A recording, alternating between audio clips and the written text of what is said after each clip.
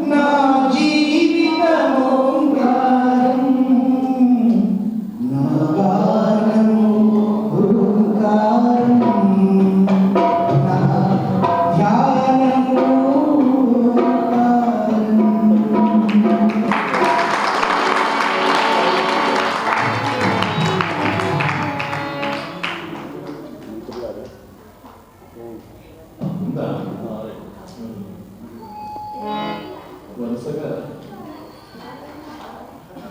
సరస్వతి మహి ఇడ సరస్వతి మహి తిస్రోదేవి మయూవ ఇంటింటా పూజించదగిన ముగ్గురు దేవతలు అన్నాడు వింటారు. దేశంలో ఉన్న ప్రతి పౌరుడు కూడా ఈ ముగ్గురు దేవతలను పూజించాలి.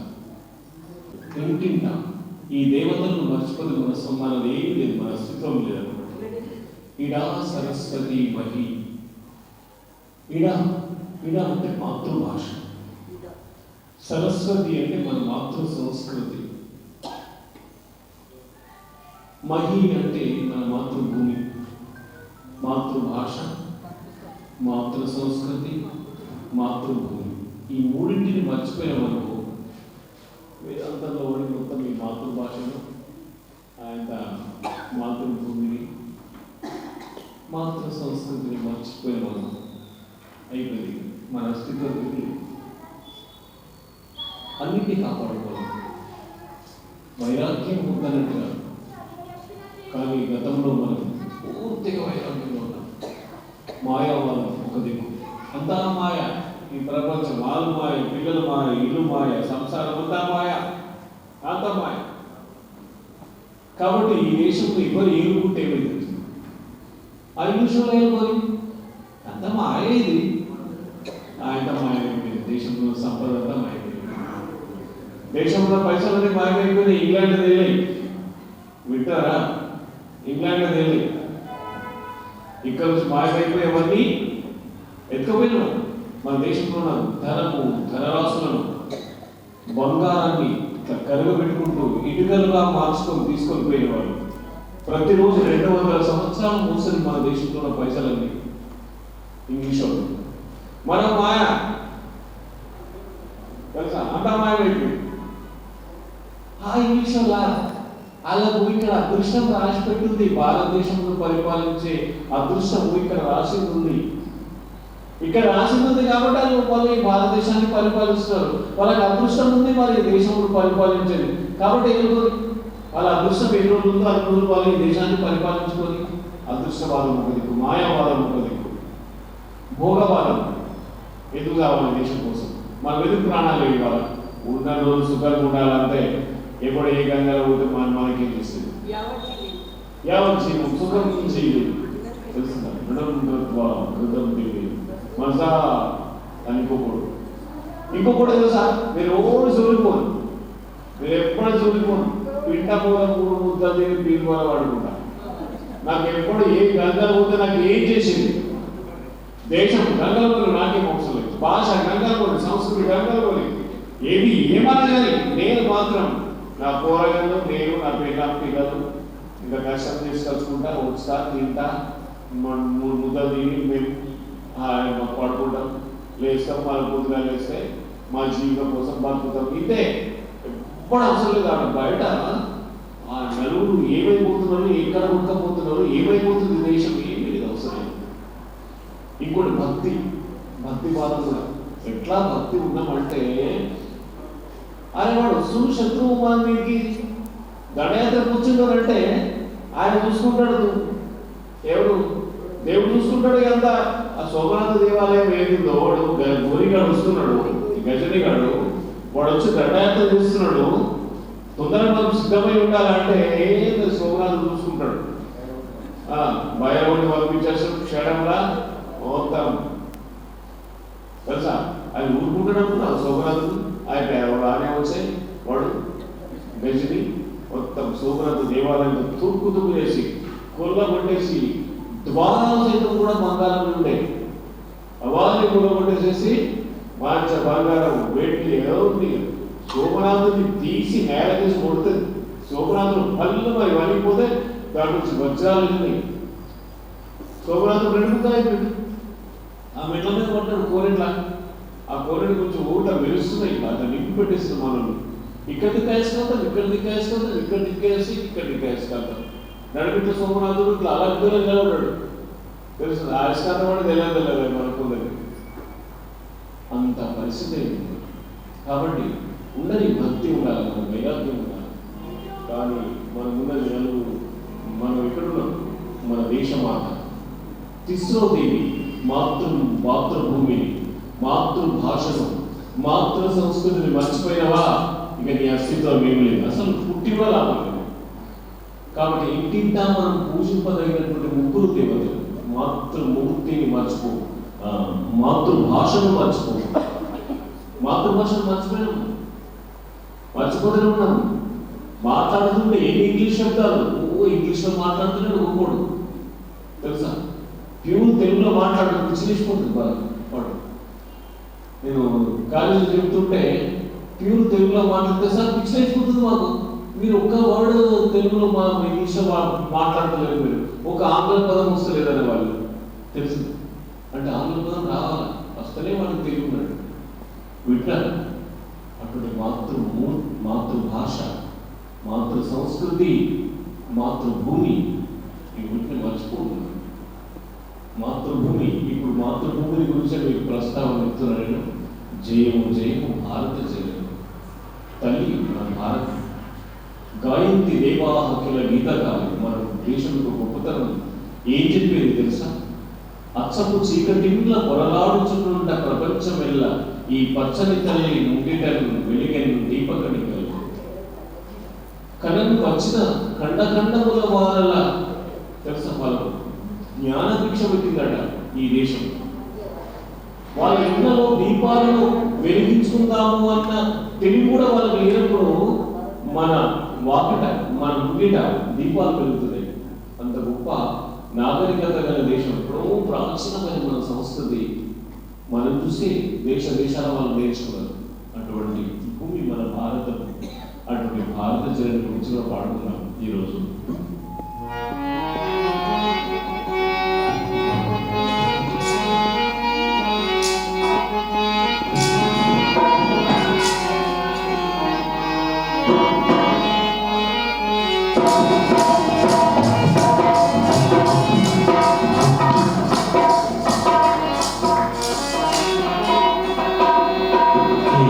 జయము భారత జనని, జయము పరమ పావని, జయము పరమ పావని, జయము భవాని, జయము జయము భవాని, జయము జయము భారత.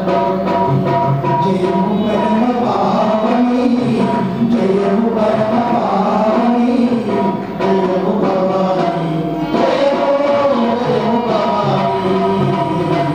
జయము జయము భారత జనని.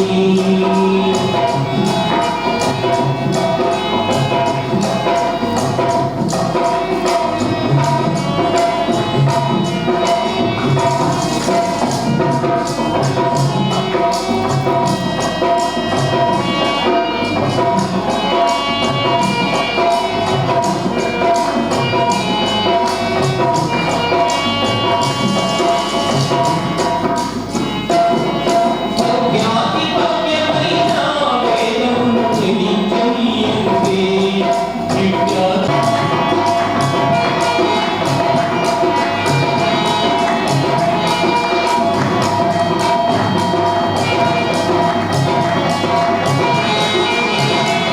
ఏ జన్మ పుణ్యఫలమో లేని వేదములు పుట్టిని కలగలుగుతాయి పునీతులమై ఏ జన్మ పుణ్యఫలమో లేని వేదములు పుట్టిని కలగలుగుతాయి పునీతులమై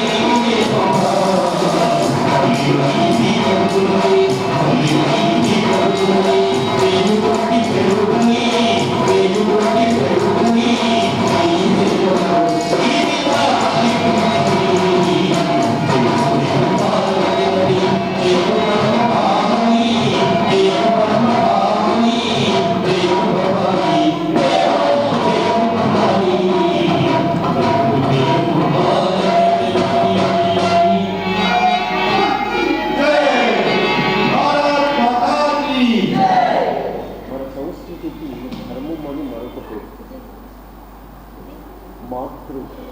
భాష, మాతృభూమి, మాతృ సంస్కృతి.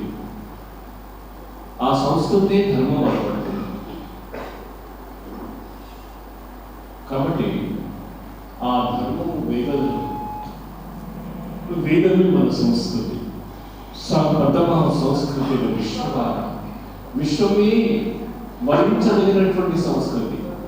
మన సంస్కృతిలో ఉన్న పదాలు కొన్ని ఎట్లా ఉన్నాయంటే అసలు ప్రపంచంలో ఎవరు కూడా కాదనలేదు. మాతా భూమి పుత్రోహం పృథివ్యా.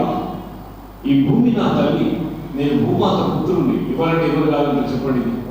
ఏ దేశవాసులు కాదంటారు? ఈ భూమి నా తల్లి, నేను ఈ భూమాత పుత్రుణ్ణి. ఒక భారతీయులే కాదు, ప్రపంచంలో ఎవరైనా వచ్చి ఈ కొటేషన్. ఈ భూమి నా తల్లి, నేను ఈ భూమాత. ఇక్కడ మతాల దేశాలు కానీ లేవు. ఇక్కడ కేవలం అఖండమైన భూమి. ఈ భూమి నా తల్లి అంటున్నాడు వేదంలో ఉన్న భక్తుడు. మిత్రస్యాహం చక్షుషా సర్వాణి భూతాన్ని సమీక్షిస్తాం. తెలుసుగా? మిత్ర దృష్టితో నేను సమస్త ప్రాణులను చూద్దును కాక. మేము ఒకరినొకరు మిత్ర దృష్టితో చూద్దును కాక. ఎంత గొప్ప గొప్ప పదాలు. శృణ్వంత విశ్వే అమృతస్య పుత్ర, ఓ విశ్వంలోని అమృత పుత్రులారా వినండి. అమృత పుత్రులారా, క్రైస్తవులారా కాదు, భారతీయులారా కాదు, ముస్లింలారా కాదు, అమృత పుత్రులారా. ఇక్కడ మతాల వాసన ఉంటారు. అటువంటి సంస్కృతి మనకు, అంత గొప్ప సంస్కృతి. అటువంటి సంస్కృతిని మనం కాపాడుకోవాలి. ఇంకెవరు కాపాడాలి? మనం కాపాడుకోవాలి.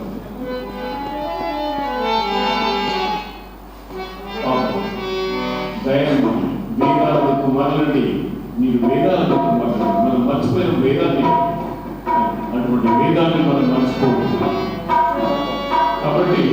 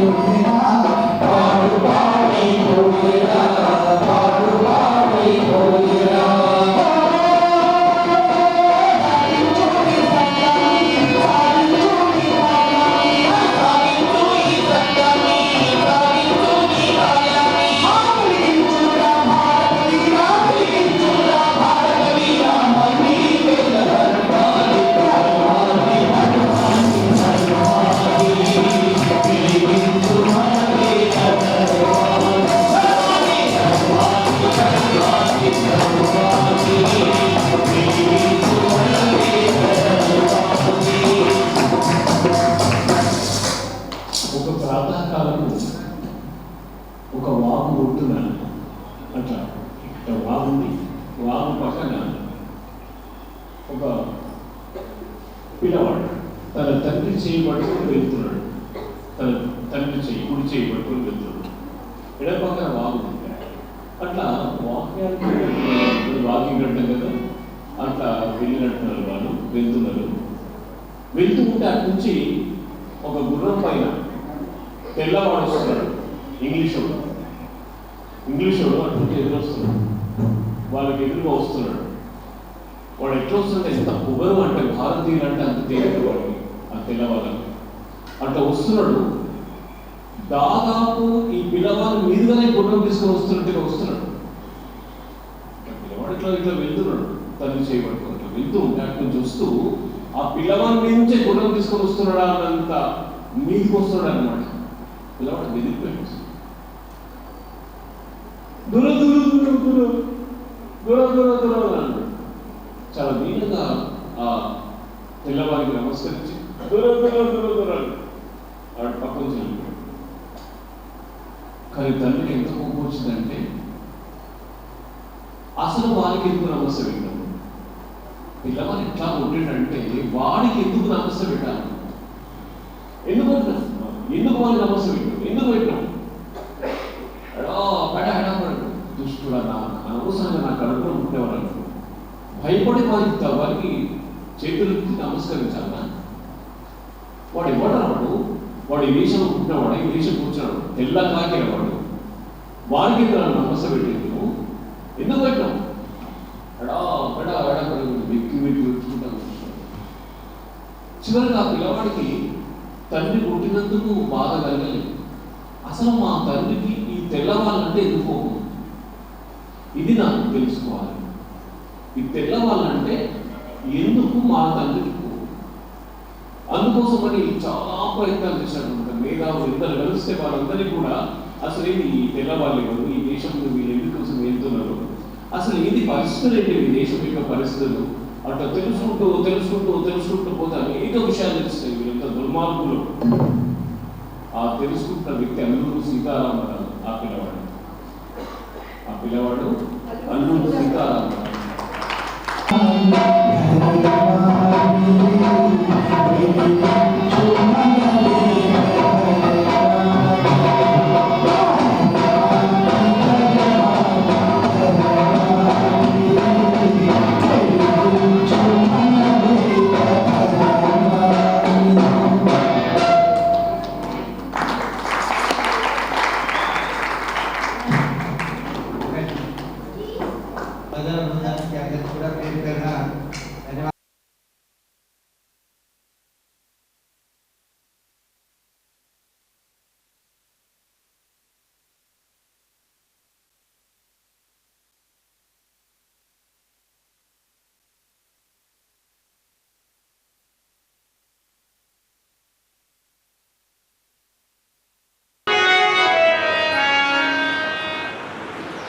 కష్టాలు రాగానే విపరీతం తింటాం.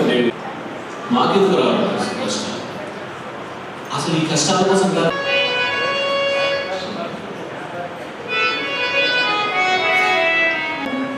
పట్టియున్నట్టి మైలను బాపుటకును, పట్టియున్నట్టి మైలను బాపుటకును.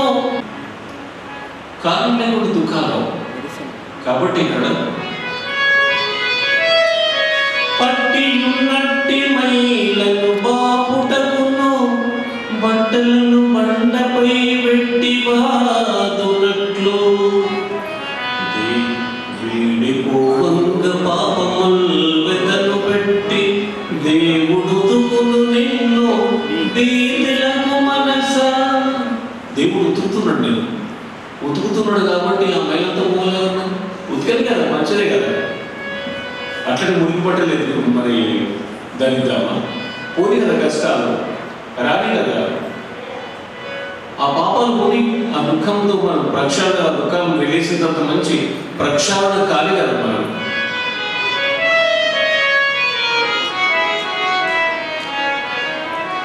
ఒక భయం ఇస్తుంది మనకు. మరణం అనేది ఎంత వస్తుంది. ఆ మరణ సమయం ఎట్లుంటుందో ఏమో కదా, భయం కలగదా?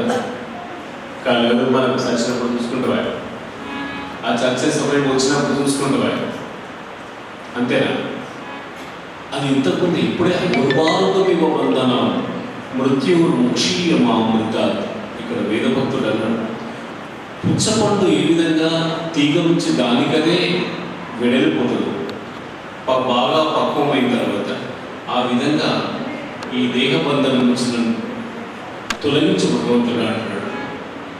ఎప్పుడో ముందే ఊహించుకున్నాడు, మనం కూడా ఊహించాలి. నిజంగా ఆ మరణ సమయం ఎటువంటి ఇప్పుడు ఆరోగ్యంగా ఉన్నాం కాబట్టి దాన్ని ఆలోచన చేయండి. కానీ ఏనాడు ఒకనాడు వచ్చాడు ఆ సమయం, ఆ అంతిమ సమయం, ఆ చివరి రోజు, ఆ చివరి శ్వాస మనం ఊహించే రోజు. కాబట్టి కవి ఈ విషయాలు కూడా ఆలోచించినట్టున్నాడు. ఏమన్నాడంటే,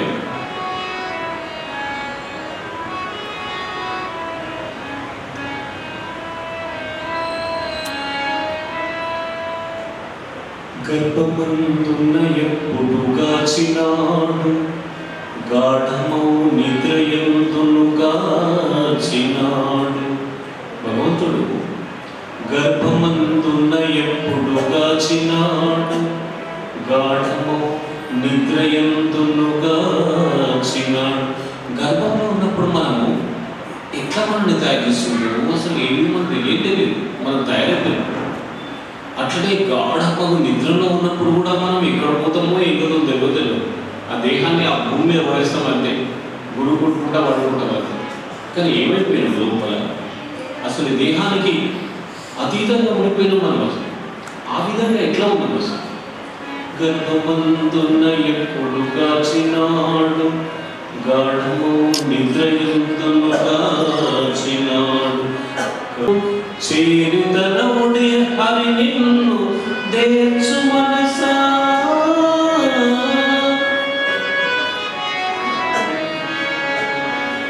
కాబట్టి ఆ మరణ సమయంలో కూడా నువ్వేం భయపడవు. కాకపోతే అతని ఆజ్ఞను పాలించి జీవితం అంతా అతని శాసనమును గౌరవిస్తున్నాడు. చివరి సమయం కూడా నీ బాగున్నాడు, పుణ్యకర్మలు చేయి. కాబట్టి చివరి సమయం బాగుంటుంది. చివరి సమయంలో ఆ అబ్దుల్ కలాం సమాప్తమైనట్టుగా మనం ఉన్నట్లు పోతుంది. ఎట్లా పోయినా అబ్దుల్ కలాం ఆఖరి జీవితం ఎట్లా ఉంది కదా, వేదిక మీద, స్టేజ్ మీద ఆయన మాట్లాడుకుంటూ సమాప్తం అయిపోయాడు. తెలుసా? ఆ విధంగానే పరమేశ్వరుడు మనల్ని తీసుకెళ్తాడు. అదేం కాదు. కానీ తీసుకొని ఎక్కడికి తీసుకెళ్తాం వల్ల అదొక బాధ. వల్ల ఎక్కడికి వెళ్తామో ఏం కాదు. ఇక్కడికి ఇచ్చటికి నిన్ను దేవుడు తెచ్చినప్పుడు ఏం బాధపడదు. ఇచ్చటికి నిన్ను దేవుడు తెచ్చినప్పుడు ఎన్ని సదుపాయముల కూర్చొ నెరుగుతావు కదా. ఇచ్చటికి నిన్ను దేవుడు తెచ్చినప్పుడు నువ్వు ఎచ్చటున్నావో ఏం కదా. ఇచ్చట ఉన్నప్పుడు ఇచ్చట ఉన్నావు, కానీ ఇచ్చడికి నువ్వు రానప్పుడు నువ్వు ఎచ్చడున్నావో తెలియదు. తెలుసా మనకు? మన అడ్రస్ చెప్పండి. 59 సంవత్సరాల పూర్వము మీరు ఎక్కడ ఉన్నారు తెలియదు. అరే అడ్రస్ తెలియదు. 59 సంవత్సరాల పూర్వం మనం వచ్చిన భూమి మీదకి వచ్చినాం. మరి అంతకుముందు ఎక్కడ ఉన్నాం అసలు? అరే చాలా ఆశ్చర్యమైంది, చాలా విచిత్రం. అదే అంటున్నాడు ఇక్కడ కవి. ఇచ్చటికి నిన్ను దేవుడు తెచ్చినప్పుడు ఎన్ని సదుపాయముల కూర్చెరుగుదువు గదా. ఎన్ని సదుపాయాలు, నిన్ను ఎంత చక్కగా చూసుకున్నాడు భగవంతుడు. ఏమని తప్పులేనా నీకు? మళ్ళీ ఇక్కడ నుంచి ఈ చెట్టుకి పోయిన మనలా చట కూడా మళ్ళీ కొంచెం వెళ్ళిపోతున్నావు. ఎక్కడికి వెళ్ళిపోతున్నావు అని బాధపడుతున్నావా? ఏం బాధపడదు. అంతకుముందు ఎక్కడ ఉంటుండో ఇక్కడ తెచ్చి నేను సదుపాయాలతో నేను చూసుకున్నవాడు మళ్ళీ నేను తీసుకొని పోయేటప్పుడు ఎక్కడికైతే తీసుకుపోయాలని అనుకుంటున్నాడు అక్కడ బాగా ఉంటుంది. నువ్వేం బాధపడే అవసరం లేదు, అక్కడ బాగానే ఉంటాం మనం. ఆయన బాధ్యత మంచి చోటుకు తీసుకెళ్తున్నాడు, ఎందుకంటే మంచి పనులు చేస్తున్నాం కాబట్టి. వింటారా? ప్రాణోత్కరణ సమయంలో మనము ఏ జన్మం ఎంత పోతున్నామో అది కూడా మనకు కనిపిస్తుందట. ఆ శరీరం కూడా వేదాంత దర్శనంలో మనకి ఏం కనిపిస్తుంది అంటే, ప్రాణోత్కరణ సమయంలో నువ్వు గాడిద వైపు పుడుతుంటే ఆ గాడిద బొమ్మ కూడా కనిపిస్తుంది అక్కడ. తెలుసుదా? ఒక జంతువు శరీరంలోకి వెళ్ళేదంటే ఆ జంతువు కూడా కనిపిస్తుంది అంట. ఒక మంచి కుటుంబంలోకి వెళ్ళేదంటే ఆ మంచి కుటుంబం కూడా వస్తుంది అనమాట. అది కూడా కనిపిస్తుంది. కాబట్టి మనం మిత్రులారా, మాతృమూర్తులారా. అట్లా ఆదిపూడి సుమలతరావు గారి ఎన్నో పద్యాలు ఉన్నాయి. ఆ పద్యాల నుంచి మనం కొన్ని చెప్పుకున్నాం.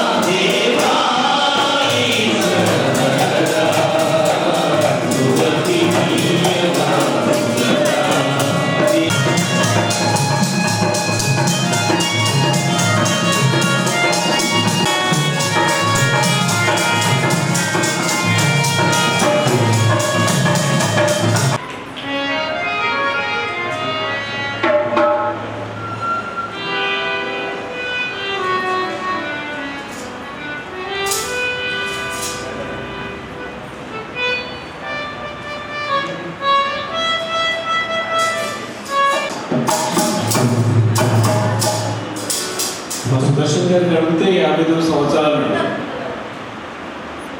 59 సంవత్సరాల పూర్వం నువ్వు ఎక్కడ మరి ఉండింటివి అంటే చెప్తాడు. ఆయన ఒక్కడైనా అసలు మీరేమిటో చెప్పండి, మీకేమో తెలుస్తుందా? శ్రవ నీకు ఎంత వయసు? 43 సంవత్సరాల పూర్వం ఎక్కడ ఉండి మరి కొంచెం చెప్పు కదా.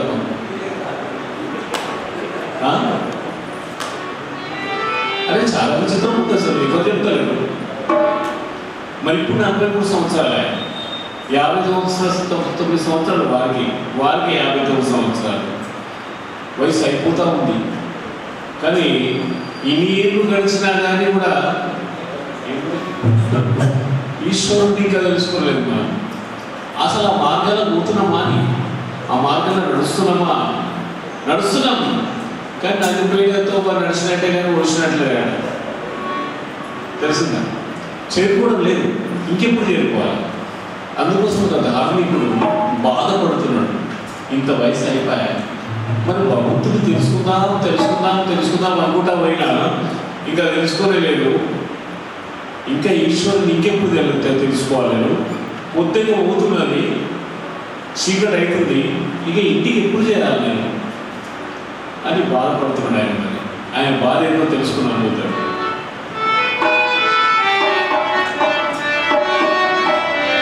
ఆయన బాధనే మన అందరి బాధ ఉంటే బాగుంటుంది. ఆయన ఏ బాధ పడుతున్నాడో ఆ బాధ మనందరి బాధ ఉంటే బాగుంటేది బాగుండాలి. అట్లా అప్పటి బాధనే మనకు ఉండాలి.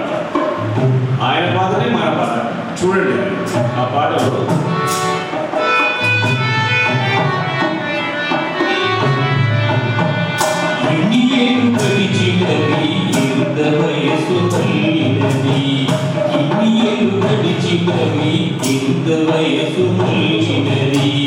ఇక ఈశ్వరుని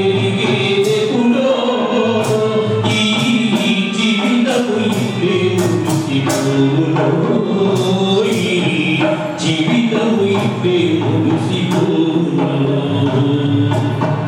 పొద్దుకి పోయినది చీపోయినది, చీకటి కావచ్చినది, ఇంక ఇంటికి చేరేదెప్పుడో ఈ దారిలో ఇప్పుడే ఉండిపోను. దారిలో ఇప్పుడే ఉండిపోను.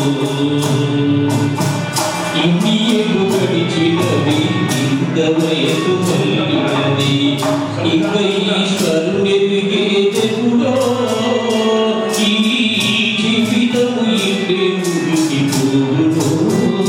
ఈ జీవితము ఇప్పుడే ముగిసిపోను.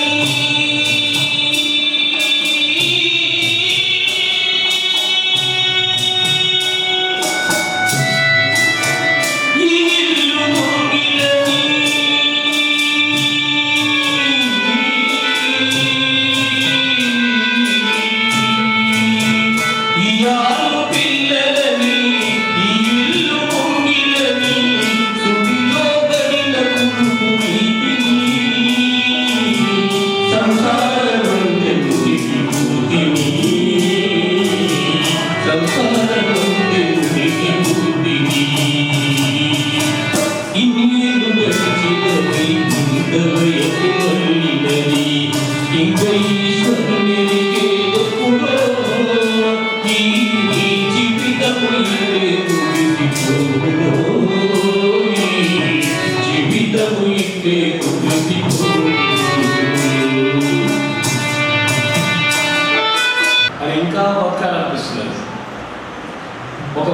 కుక్కి మంచం మీద పడుకున్నది. జ్ఞాపకం చెప్తున్నా, చెప్పాలి. కుక్కి మంచం మీద పడుకున్నది. బాగా జ్వరం వచ్చి అవసాన దశకు వచ్చిన టైంకి బాగా బాగా ఆ జ్వరము ఆ రోగం ఆపలేక, దేవుడా నన్ను ఎప్పుడు తీసుకుపోతావురా అని అరుస్తుంది రాత్రి. భగవంతుడా నన్ను ఎప్పుడు తీసుకుపోతావురా, నన్ను ఎప్పుడు తీసుకుపోతావురా ఇంకా అని ఏడుస్తా ఉన్నాడు. అది యమలోకంలో యమధర్మరాజుకి ఇప్పించింది. యమధర్మరాజుగా యమధర్మరాజుకి ఇప్పిస్తే అది ఏ రాత్రి గట్ల ఉంటే అరుస్తున్నదని అంటే, భూలోకంలో ఫలానా జాగల ముసలి మీద అరుస్తున్నది అయ్యా అంటే దాన్ని తీసుకురాకపోతే అని ఆ యమదూతలు పంపిండంట. ఆ యమదూతలు వచ్చారు. ఆ కుక్కి మంచం మీద పడుకుంటుంది. అది నడువే ముసలాగా నడు తీసుకోవే, మరి ఎప్పుడు తీసుకుపోతావురా, ఇక్కడ దేవుడా ఎప్పుడు నన్ను తీసుకుపోతావురా అంటే కదా అయ్యా పంపిండు. ఓలు మీరు ఇది అన్నది. ఓలు అంటే యమదూతలు, యమధర్మరాజు పంపిండు. యమదూతలు నిజంగా మీరు యమదూతలుగా? అవునే ముసల్దానా, నేను తీసుకుపోయేందుకు వచ్చినాం. దేవుడా ఎప్పుడు తీసుకుపోతావురా అంటున్నావు కదా, ఇగో ఇప్పుడు తీసుకుపోతున్నాం, ఆయన పంపించండు నడు అని. ముఖం అట్లా చూస్తున్నావు ఏంటి అసలు, నడువుగా రావా, సప్పుడు ఏమైంది అని అంటే, అవో నేను మస్తు అంట, తీసుకుపోమని మస్తు అంట, అందుకోసం మీరు తీసుకుపోయేదానికి వస్తారా? నేను రాని కాదు, నడు ఒరి సాగుడి మాట్లాడ అక్కడికి వినిపిస్తున్నారు. ఎప్పుడు తీసుకుపోతావురా దేవుడా, ఎప్పుడు తీసుకుపోతావురా అంటే, తీసుకుపోతే రానేస్తుంది అంటే ఇక మీరు నన్ను తీసుకుపోతారా, మస్తు అంటే నేను బాధతోనే అన్నట్టు ఆశ మాత్రం బలంగా ఉన్నది కదా. ఇంకా బతకాలని ఆశ ఉంది, ఎంత బతికినా ఇంకా బతకాలనిపిస్తుంది. అట్లా మానవుని యొక్క తత్వం స్వభావం పట్టుకుంటుంది అన్నమాట. కాబట్టి